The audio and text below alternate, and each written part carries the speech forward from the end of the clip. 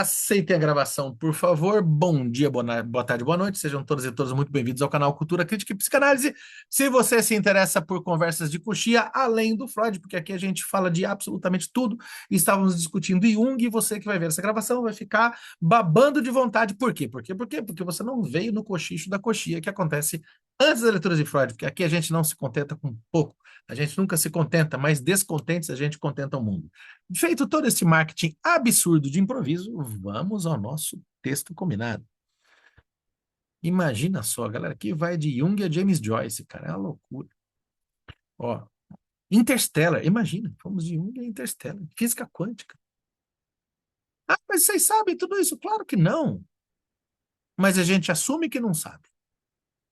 O que no mundo de hoje é bastante coisa. Assumir o não saber é muita coisa. Diria que é fundamental. Isto posto, no tio Freud, no querido Freudinho, nós estamos aqui no parte 4, A Deformação do Sonho. Nós estamos lendo, para quem não sabe, esse livrinho aqui, coisa pouca, logo, logo a gente termina. E no PDF a gente está na página 166, no livro físico a gente está na página 171. As divindades da singularidade do Tesseract que digitalizaram essa obra, digitalizaram aqui lindamente com a toalha da mesa da cozinha bordada aqui no canto, né? O que traz um certo charme à obra, que não muda em nada, mas a vida sem charme não tem sentido. Isto posto, vamos lá. 4. A deformação do sonho. Se eu fizer agora a afirmação de que a realização de desejo, Wunscherfüllung, é o sentido de todo sonho. Portanto, de que não pode haver outros tipos de sonho além dos sonhos de desejo, tenho de antemão a certeza da mais decisiva oposição, vão me objetar. Que haja sonhos que podem ser compreendidos como realizações de desejo não é novidade, e até mesmo foi observado pelos autores há muito tempo. C.F. Hadstock, Volkert, Purkinje, Tissier, Simon, etc. e tal, sobre sonhos de fome do barão de Trenck, encarcerado, e a passagem de Grissinger, página 111. Mas que não possa haver sonhos que não sejam realização de desejo, essa é novamente uma generalização injustificada que, felizmente, pode ser refutada com facilidade. Há, com efeito, uma quantidade suficiente de sonhos que permitem reconhecer um conteúdo mais penoso, mas nenhum vestígio de qualquer realização de desejo. É, sem dúvida, o filósofo pessimista Edvard von Hartmann que encontra mais afastado da teoria da realização de desejo. Ele declara em sua Filosofia do Inconsciente, parte 2, edição clássica, página 344, aspas. Quanto ao sonho, todas as complicações da vida de vigília passam com ele também a um estado de sono, com exceção de uma única coisa, que em certa medida pode reconciliar o homem culto com a vida, a fruição, genus, científica e artística. Fecha aspas. Mas até mesmo observadores menos insatisfeitos destacaram que, no sonho, dor e desprazer são mais frequentes do que prazer, por exemplo. Scholz, página 33, Volkelt, página 80 e outros.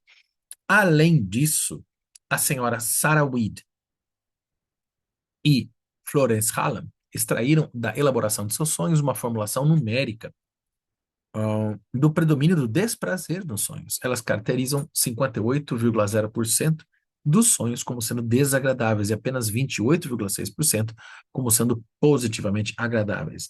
Excetuando-se esses sonhos que no sonho dão continuidade a esses múltiplos sentimentos penosos da vida, há também sonhos de angústia, Angsttraum,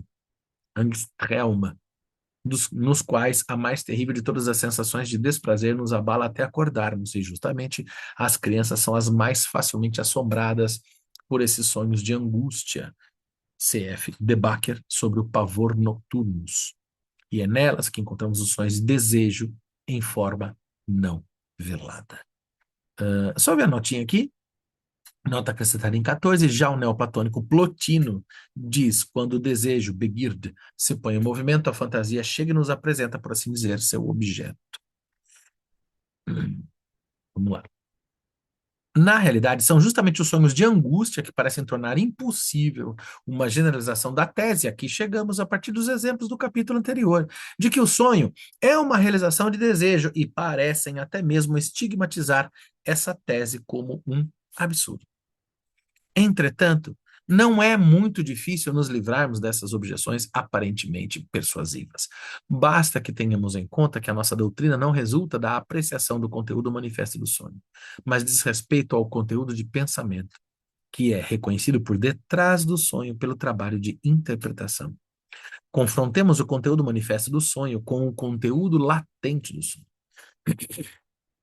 É correto dizer que existem sonhos cujo conteúdo manifesto é do tipo mais penoso. Mas alguém tentou interpretar esses sonhos para descobrir o conteúdo de seu pensamento latente? Caso contrário, essas duas objeções não mais nos atingem. Continua sendo possível que mesmo sonhos penosos e de angústia revelem ser realizações de desejo depois da interpretação. Nota que citada em 1909. Eita, veio um notão aqui. É inteiramente inacreditável a obstinação com a qual o leitor e o crítico se fecham a essa consideração e negligenciam a distinção fundamental entre conteúdo manifesto e conteúdo latente do sonho. Deixa eu acrescentar em 14, né? Entretanto, nenhuma das declarações registradas na literatura vem tão ao encontro dessa minha posição como a passagem do artigo de J. Sully, Dreams of as a Revelation, cujo mérito não deve ser depreciado pelo fato de eu citá-lo aqui pela primeira vez. It would seem that after all, that dreams are not... Tem uma traduçãozinha aqui? Não tem? Tem. Parecia. Então, depois de tudo, que os sonhos não são puro contrassenso de autoridade, como Chaucer, Shakespeare e Milton afirmam que são. Os agregados caóticos da nossa fantasia, vamos lá por rodapé aqui. Noturna tem uma significação e comunicam um novo conhecimento. Tal como uma carta com escrita cifrada, a inscrição do sonho, quando a examinamos de perto, perde sua primeira aparência de besteira e assume o aspecto de uma mensagem séria e inteligível. Ou, para mudar a imagem ligeiramente, podemos dizer que, tal como um palimpsesto, o sonho revela debaixo de seus caracteres superficiais sem valor traços de uma antiga e preciosa comunicação. Deixa eu ver se tem mais um trecho aqui. Não tem. Nossa, mas e aí, o que que é palimpsesto? Olha só, palimpsesto é um tecido que, no geral, se não me engano, era sempre, né? Feito de pele de carneiro, que se usava antigamente para escrever, né? Isso muito antes de inventarem o livro. Antes de inventarem um livro nesse formato livro que a gente tem, você tinha os livros como outros formatos de rolo, como, por exemplo, o Iconabro, né, que eram livros enrolados que você desenrolava, e imagine, é muito mais difícil ler o livro assim. Mas antes disso, e contemporâneo a isso, você tinha o palimpsesto, que eram trechos de papel, no geral, acho que eram peles de carneiro, em que você escrevia, aí depois você apagava e escrevia em cima. E de modo que, não raras vezes, muitas pessoas gostavam de, por curiosidade ou até por arte, né, pegar esse palimpsesto e depois, de acordo com o brilho, tentar ver pela marcação que ficava do decalque e encontrar o que estava escrito debaixo daquela escrita, como fazer uma espécie de arqueologia da escritura em cima da escritura. A galera que trabalha com arqueologia vai muito para esse rolê, né? Que às vezes você encontra um documento e você vai não só ler o que está escrito no documento, como aquilo que já foi escrito no documento, que foi apagado e foi escrito em cima.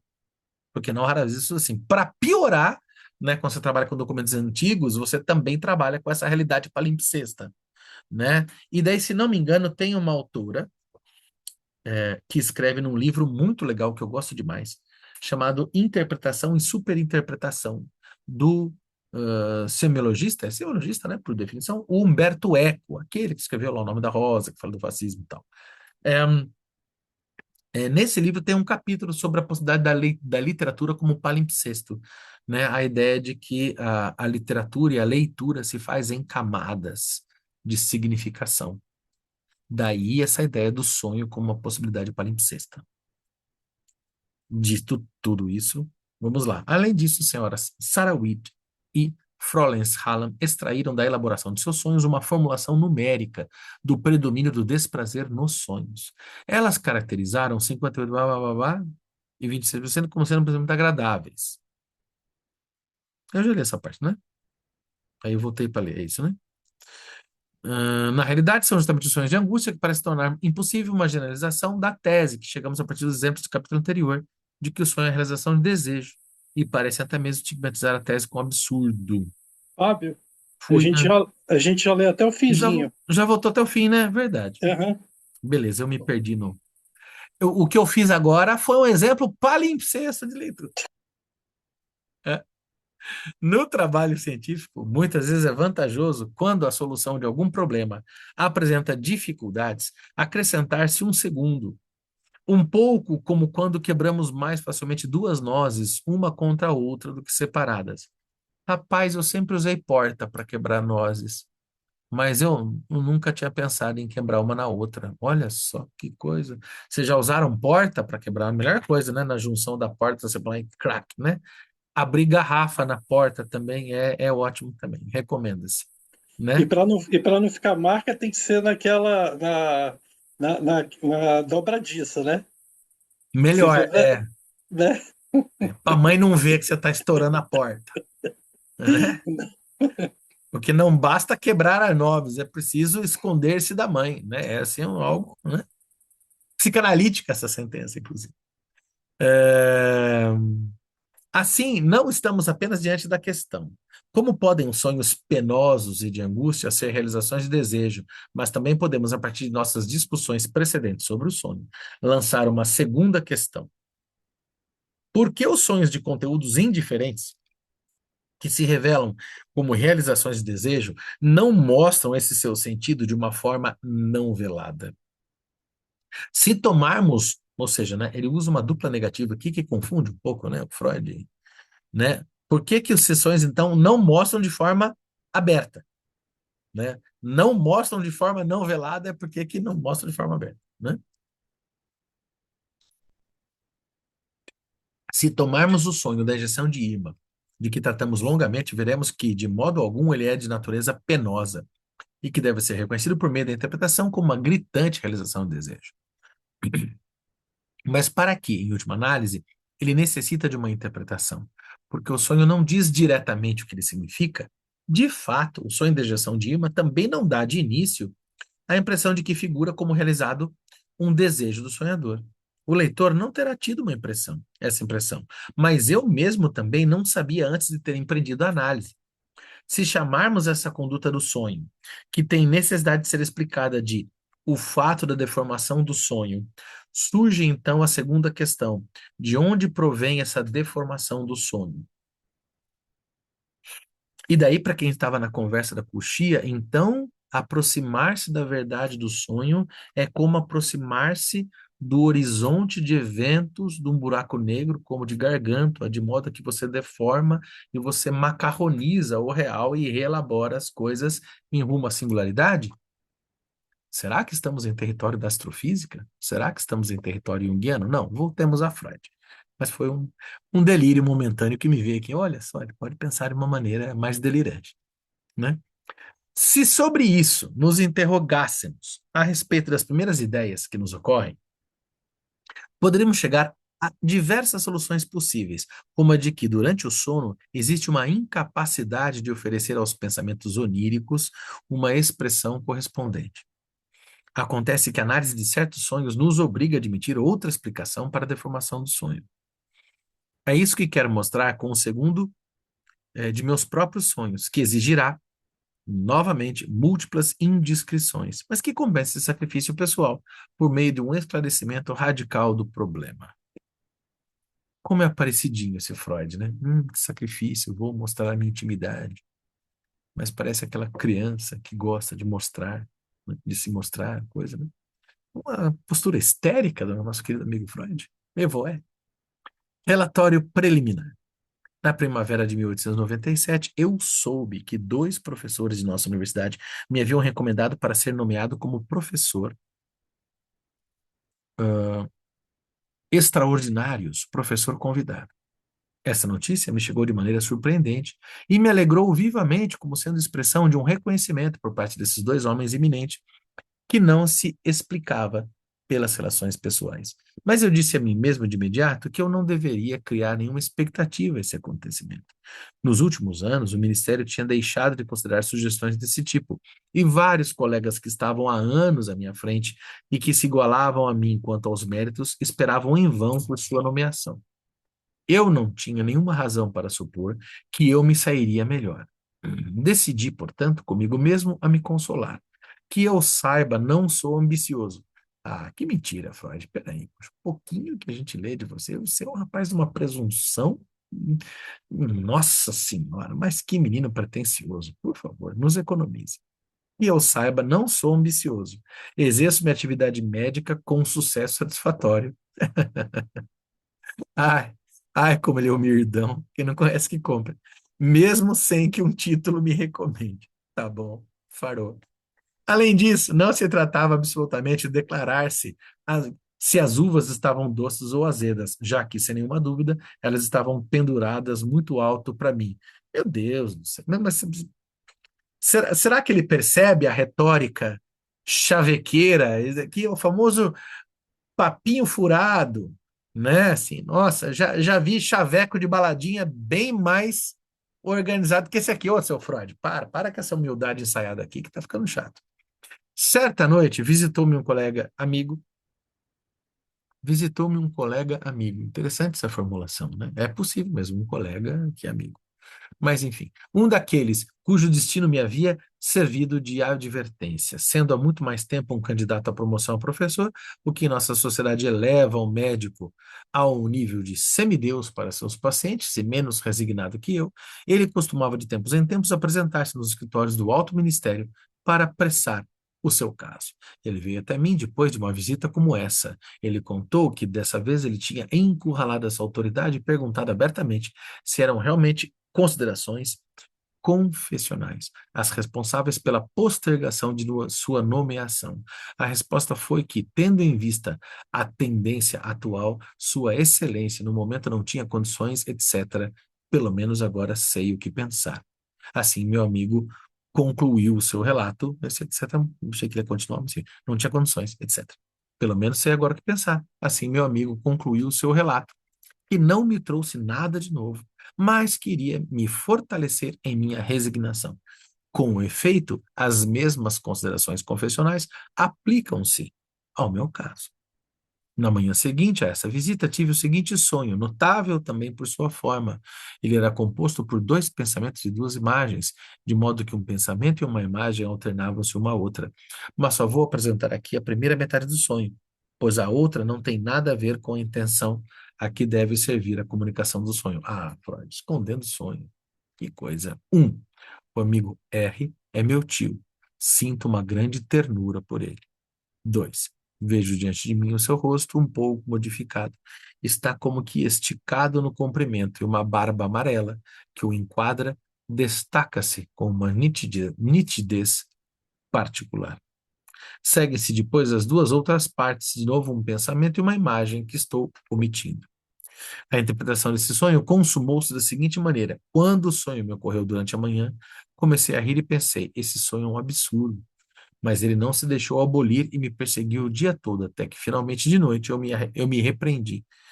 Se um de seus pacientes não soubesse dizer quanto à interpretação do sonho, nada além de isso é um absurdo, você o repreenderia e suporia que por detrás do sonho se esconde uma história desagradável da qual ele quer evitar tomar conhecimento. Proceda do mesmo modo consigo mesmo, seu bosta.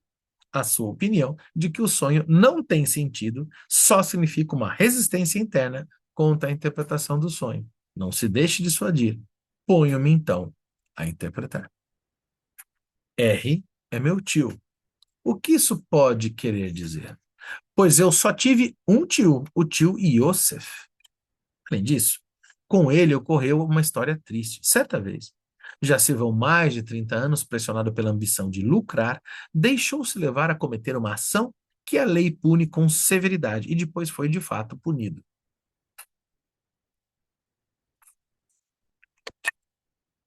Meu pai, que na época, por desgosto, ficou grisalho em poucos dias, costumava sempre dizer que o tio Yosef jamais tinha sido um homem mau, mas era, sem dúvida, um cabeçudo Schwarzkopf, cabeça fraca. Tinha um shampoo que tinha uma marca parecida com isso, né? Era Schwarzkopf, né? Que era cabeça negra, né? Cabeça enegrecida, né? Esse é Schwarzkopf, cabeça fraca. Era assim que ele se expressava. Mas se então o amigo R é meu tio Yosef, o que quero dizer com isso é que R é um cabeçudo. Difícil de acreditar e muito desagradável. Mas aí está aquele rosto que vejo no sonho, com os traços alongados e a barba amarela. Meu tio realmente tinha um rosto assim, alongado, enquadrado por uma bela barba loira. Meu amigo R tinha cabelos intensamente negros, mas quando as pessoas de cabelos negros começam a ficar grisalhas, elas pagam pelo esplendor de seus anos de juventude. Sua barba negra passa, fio por fio, por uma incômoda mudança de cores. Primeiro ficou um marrom avermelhada. Poxa, Freud não precisava ficar atacando a barba da gente. Sacanagem. Depois, marrom amarelada. E só depois, definitivamente cinza. Que bom que eu já passei por todos esses estados. É nesse estado que se encontra agora a barba. Eu e Benjamin passamos já, né, Benjamin? Já estamos no grisalho já. Estágio de Papai Noel.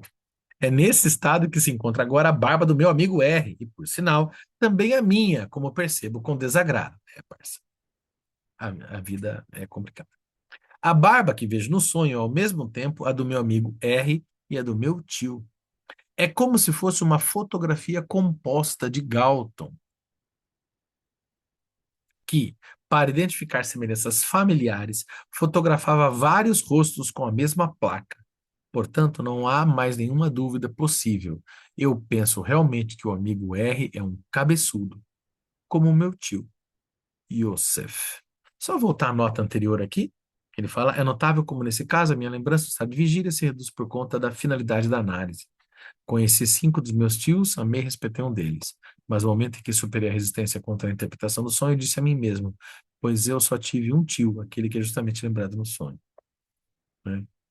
Ainda não imagino, de alguma forma, com qual finalidade estabelecer essa relação contra a qual tenho de relutar sem cessar. Ainda assim, ela não é muito profunda, pois meu tio era um criminoso e o amigo R é irrepreensível. Salvo pela punição que recebeu por ter derrubado um aprendiz com a bicicleta. Será que eu estava pensando nesse crime? Isso seria levar a comparação ao ridículo. Mas em relação a isso, me ocorre outra conversa que tive com meu outro colega N. E, na verdade, sobre o mesmo tema. Encontrei N na rua, ele também foi recomendado à função de professor, ele sabia da honra que recebi e me felicitou por isso. Eu recusei decisivamente. Justamente o senhor não deveria fazer essa brincadeira, já que provou em si próprio o valor dessa recomendação. Ele respondeu, provavelmente não levando a sério. Isso é algo que não se pode saber. De fato, há algo especial contra mim. O senhor não sabe que certa vez uma pessoa fez uma denúncia judicial contra mim? Não preciso lhe assegurar que uma investigação foi suspensa, que a investigação foi suspensa. Foi uma tentativa vulgar de extorsão e ainda tive todo o trabalho de salvar a própria denunciante da punição. Mas talvez no ministério eles façam valer esse caso contra mim para não me nomearem. Mas o Senhor é irrepreensível.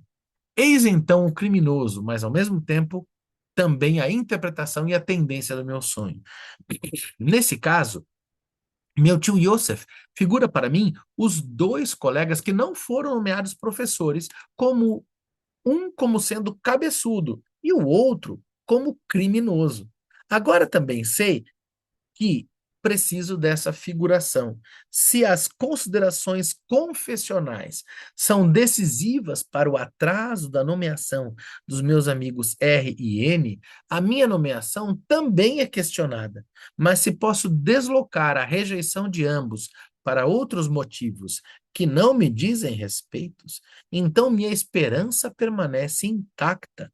É assim que o meu sonho procede. Ele faz de R um cabeçudo e do outro N, criminoso. Mas eu não sou nenhum nem outro. O que temos em comum é suspenso.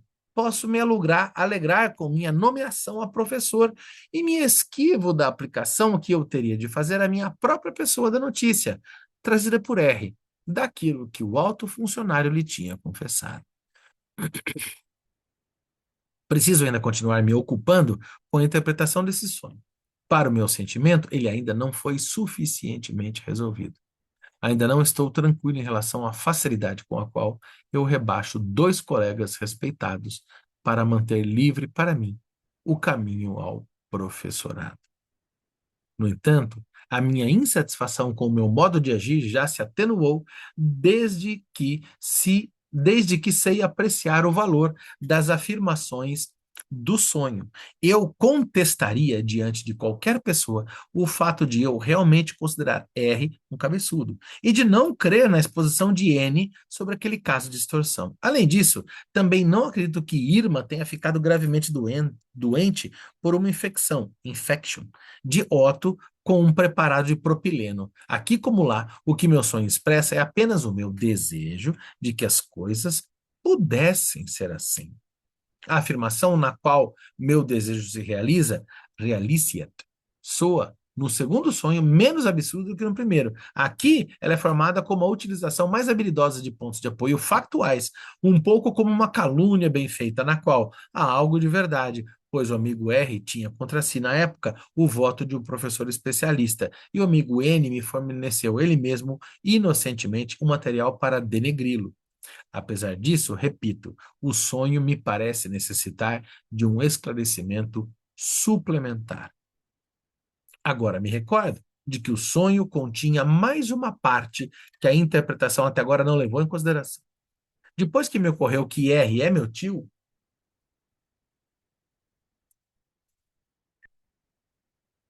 sinto no sonho uma calorosa ternura por ele.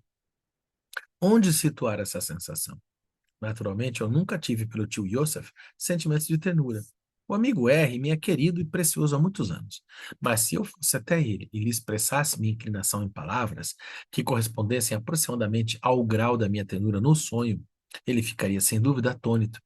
Minha ternura em relação a ele me parece não verdadeira e exagerada, tal como é o meu julgamento sobre suas qualidades intelectuais, que exprimo através da fusão de sua personalidade com a de meu tio. No entanto, ela é exagerada em sentido contrário. Mas agora está surgindo um novo estado de coisas. A ternura do sonho não pertence ao conteúdo latente, aos pensamentos por trás do sonho. Ela está em oposição a esse conteúdo. Ela está destinada a me esconder o conhecimento da interpretação do sonho. Talvez seja realmente essa a sua determinação. Eu me lembro da resistência com a qual me opus à interpretação do sonho. Por quanto tempo eu quis postergá-la, declarando que esse sonho era puramente sem sentido. A partir dos meus tratamentos psicanalíticos, sei como se deve interpretar um julgamento de rejeição como esse. Ele não tem nenhum valor de conhecimento, mas apenas o valor de uma manifestação de afeto. Quando minha filha pequena não quer uma maçã que lhe foi oferecida, ela afirma que a maçã tem gosto amargo, mesmo sem nem a ter provado. Quando meus pacientes se comportam como minha pequena, sei que, no seu caso, se trata de uma representação que eles querem recalcar, vertrangen. O mesmo vale para meu sonho, que talvez a gente possa enquadrar como uma espécie de formação reativa, né, nesses termos, né? Não quero interpretá-lo, porque a interpretação contém algo contra o qual eu reluto. Depois de eu ter consumado a interpretação do sonho, descubro contra ele o que eu relutei. Foi a afirmação de que R é um cabeçudo. A ternura que sinto em relação a R não posso remeter aos pensamentos latentes do sonho, mas efetivamente a essa minha relutância. Se meu sonho, em comparação com o seu conteúdo latente, desfigura-se nesse ponto e, na verdade, se desfigura em seu oposto, a ternura manifesta no sonho está a serviço dessa deformação, ou, em outras palavras, a deformação revela-se aqui como intencional, como um meio de dissimulação. Meus pensamentos de sonho contêm uma injúria contra R, para que eu não os perceba. O que surge no sonho é o contrário, uma sensação de ternura por ele. Altamente, formação reativa, né? Formação reativa, aquela pessoa que fala assim, você gosta do seu patrão? Como eu gosto do meu patrão, fica puxando o saco do patrão. Ele quer que o patrão morra. né? Mas ele não consegue lidar com essa agressividade, então ele expressa essa agressividade na sua forma imediata oposta, né? Essa formação reativa. Esse poderia ser um conhecimento de valor geral. Como mostraram os exemplos lá os exemplos, esse lá é por minha conta, como mostraram os exemplos no capítulo 3, existem sonhos que são realizações de desejo não veladas. Lá, onde está o lac? Lá onde a realização de desejo não é reconhecível, está disfarçado, deveria forçosamente estar presente uma tendência à defesa contra esse desejo. E, em consequência dessa defesa, o desejo não poderia ter expressão de outra forma a não ser desfigurado. Eu quero procurar para esse fato tomado da vida psíquica interior o seu equivalente tomado da vida social. Onde encontramos na vida social uma deformação semelhante de um ato psíquico? Só lá onde se trata de duas pessoas, das quais uma possui certo poder e a segunda precisa, por causa desse poder, fazer uma consideração. Essa segunda pessoa desfigura então seus atos psíquicos, ou, como também podemos dizer, ela se dissimula. A polidez que pratico todos os dias é, em grande parte, uma dissimulação como essa. Quando interpreto os meus sonhos para o leitor, sou obrigado a essas desfigurações. O poeta também reclama da coerção, svang, a essa deformação. O melhor que você pode saber, você não pode contar aos meninos. Em situação semelhante, encontra-se o escritor político que precisa dizer verdades desagradáveis aos poderosos. Se ele as diz sem rodeio, o poderoso vai reprimir unterdrunken sua declaração e posteriormente se tratar de uma declaração oral, preventivamente se ela tiver de se tornar pública por via impressa.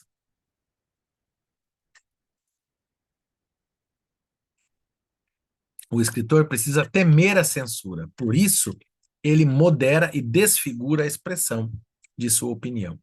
De acordo com a força do susceptibilidade dessa censura, ele se vê obrigado a se ater a certas formas de ataque, ou a falar por alusões, e não por caracterizações diretas, ou deve esconder a sua comunicação chocante através de um disfarce de aparência inocente. Ele pode falar, por exemplo, de incidente entre dois mandarins do Império do Meio, quando, na verdade, tem em vista os funcionários de sua pátria. Quanto mais rigorosamente reinar a censura, mais extensivo será o disfarce, e muitas vezes mais engenhoso, witziger, serão os meios que levarão o leitor, apesar de tudo, à pista do verdadeiro significado. Será que eu vou encontrar aqui? Fala aí, Ben, já tem um livrinho aqui? Eu acho que eu vou encontrar. Conta aí. Não, isso aqui acontecia muito no regime militar, né? Não Aham. tinha aquela coisa que os jornalistas eles precisavam tomar muito cuidado. Então, as letras do Chico Buarque, né? Muitas Uhum. vezes elas falavam de uma forma sutil, mas só depois que, se eu não me engano, as fábulas de Esopo, não sei se Esopo, La Fontaine também, atrás daquela roupagem de animais infantil, tinha toda uma preparação para o depoti, para os déspotas, para lidar com os militares, né, que também naquele tempo eram muito sanguinários, né, os reis e o clero, né? Então, eu não sei se é exatamente isso que ele está querendo dizer, mas parece que o ataque não pode ser direto, né? Eu acho que muito é, viu, Benja? Inclusive, deixa eu ver se fala aqui de quando que é esse livro. Você é justamente falando disso. Bom, sobre isso que você falou até do Chico Buarque, é inacreditável que os militares deixaram passar, por exemplo, a música do Cálice, né? Que inclusive faz com que a gente, eu ia dizer não querendo ofender os militares, mas caso os militares precisarem de analista, a gente tem vários para indicar.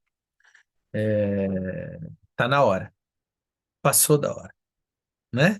Agora, é, é, são os jumento de asa mesmo, né? Porque assim, a música fala, afasta de mim esse cálice, pai. afasta de mim esse cálice de vinho tinto de sangue. Se não entender que cálice significa cálice, tem vários modos muito eufêmicos de dizer, mas como vivemos ainda numa democracia, eu vou ter que dizer, ô gente burra, né?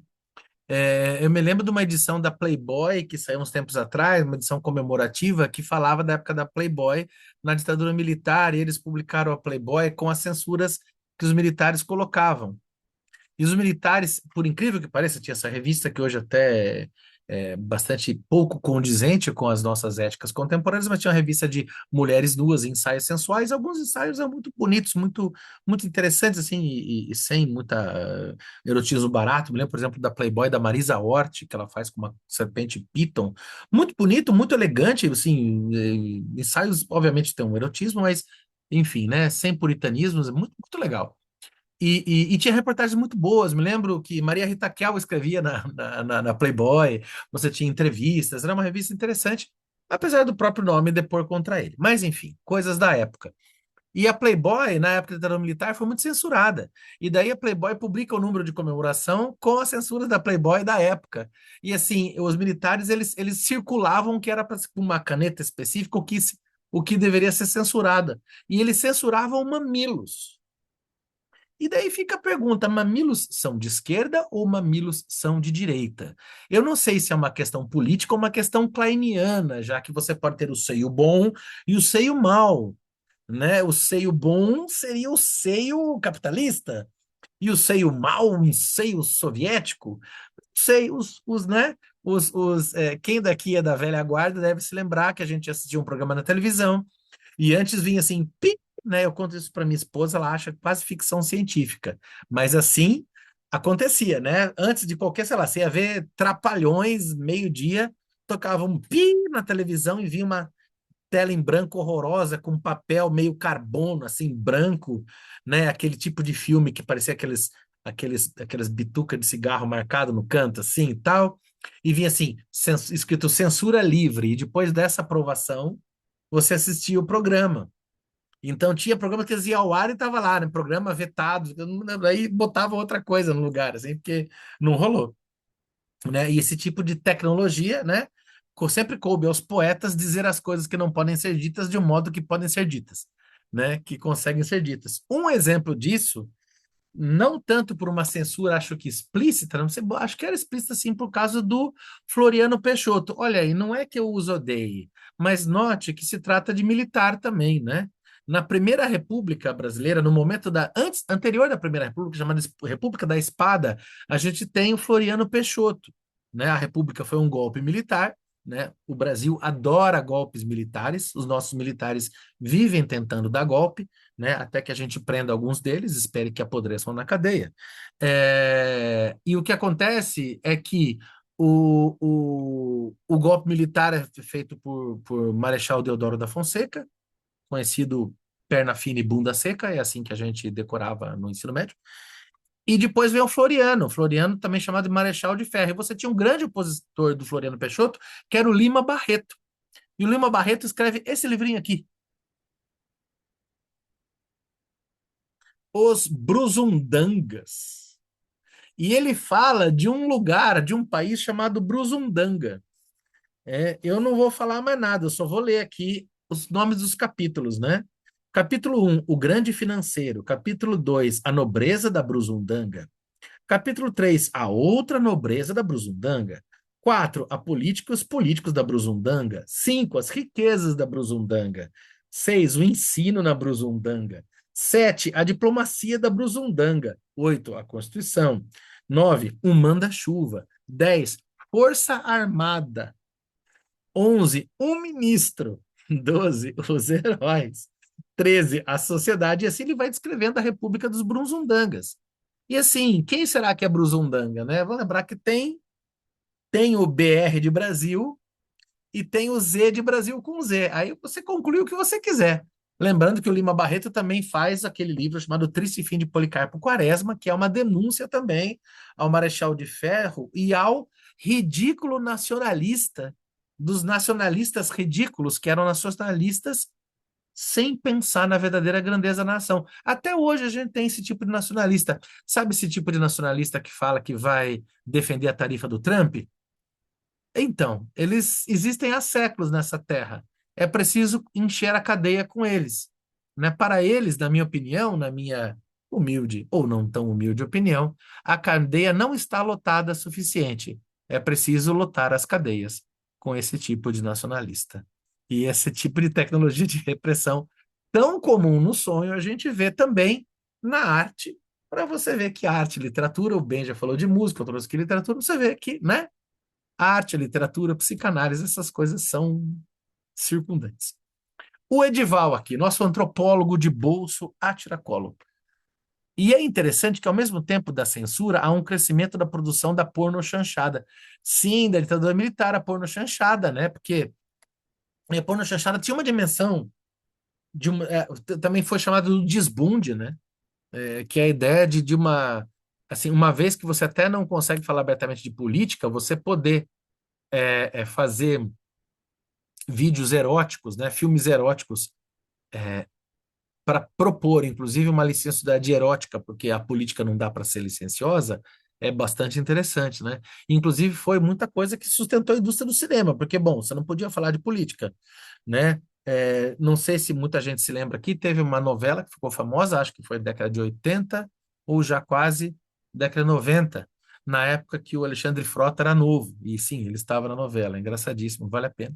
Uma novela chamada Roque Santeiro, né? Roque Santeiro foi proibida pela ditadura militar. Quem assina a Globo aí, assista a Globo, Roque Santeiro, vale muito a pena, né? O Fábio Júnior é importante personagem nesse, e por incrível ele tá como bom ator, ele funciona bem, funciona pro papel, né? É, e Roque Santeiro foi proibida e no lugar foi colocado Saramandaia, né? Que era uma novela cheia dos absurdos, né? Que foi feita às pressas justamente porque Roque Santeiro não foi aprovada pelos militares, né? Porque Roque Santeiro, inclusive, tinha questões ali de crítica religiosa.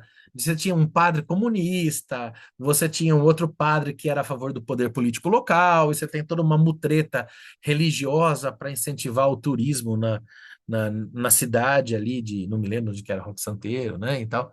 Tinha toda uma indústria. Roque Santeiro é uma espécie de totem e tabu do Brasil. Vale muito a pena ver. Eu recomendo demais Rock Santeiro. É uma pena que não virou filme, sabe? Vale muito a pena. E, se não me engano, era do. Como é que chama aquele. Oh, meu Deus do céu. Aquele dramaturgo brasileiro que morreu no táxi lá, que teve um acidente, né? Como é que era o nome dele? E que era brilhante. Muito legal. Olha lá. E aqui na nossa conversa aqui, o nosso antropólogo a queima-roupa, Edival, diz: minha dissertação fala sobre esse tema. Olha lá, tá vendo? Você vê que essa turma aqui é quente, cara, a coisa aqui é séria. Como é que é o nome? Quem lembra o nome dos. Lembra aí, Benja? Quem se lembra o nome do dramaturgo que escreveu Rock Santeiro? Nossa, ele era bom, ele fazia umas novelas altamente políticas, assim. Nessa época, a Globo não era comunista, mas o autor de Rock Santeiro era. E assim, ele mexia no vespeiro. Quem se lembrar depois, comenta aí, põe nos comentários aí. Vamos ver. Nossa, tem uma nota aqui, meu Deus do céu. Dias Gomes, eu fui olhar. Obrigado, Dias Gomes. Nossa, as novelas do Dias Gomes, quem te assinar a Globo aí puder ver, vale muito a pena, sabe? Assim, aí você tem uma Globo comunista. Mas era assim, era o Dias Gomes e mais dois, três ali, sei lá, Paulo Betti, né? Assim, uma galera aí no meio, que obviamente não era nem hegemônico e tal. Porque a Globo não é de esquerda nem de direita, a Globo é de direita e capitalista e quer ganhar dinheiro. E é sobre isso, né? Fábio, Oi. em setembro vão falar que um tenente brigadeiro aqui de São José é comunista, que na época do golpe ele está lançando o livro. Eu disse não, foi o da aeronáutica, né? Que por isso não foi a força militar que disse não. Você vai ver, vai aparecer como comunista ele agora.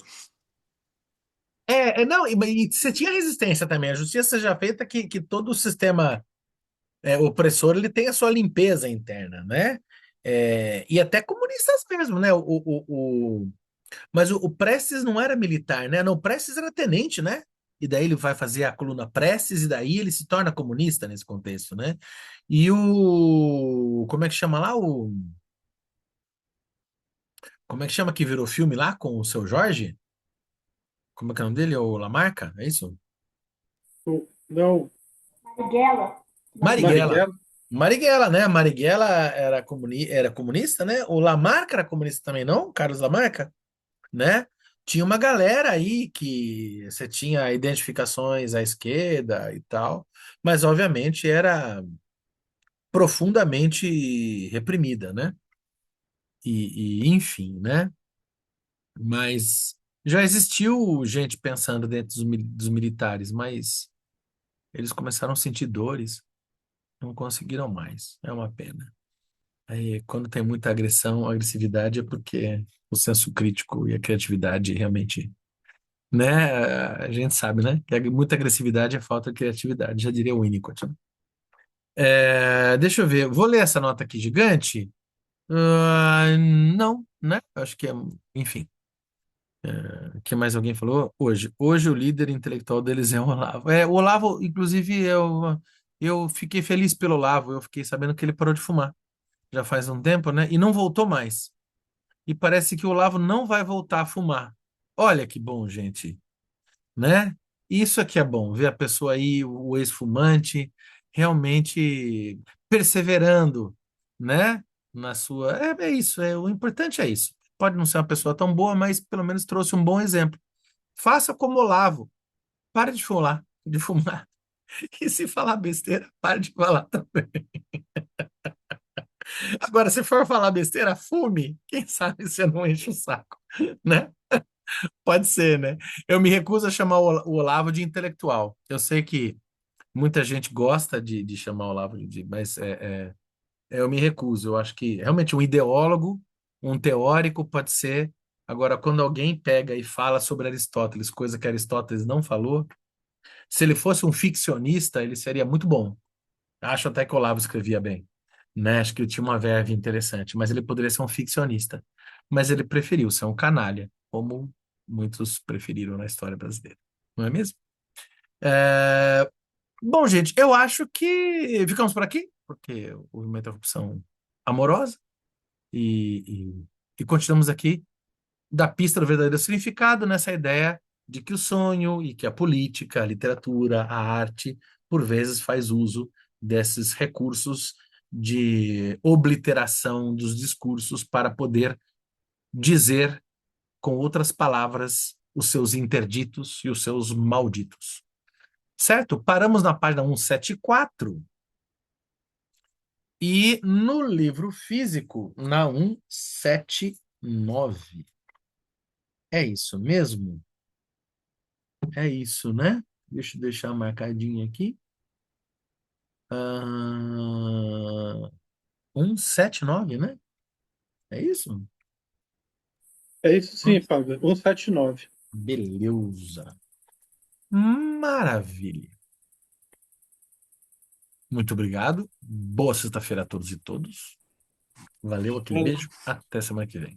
Valeu, pessoal. Tchau, tchau. Abração. Gente, Tchau. Um abração, Fábio. Valeu, valeu, turma. queridos.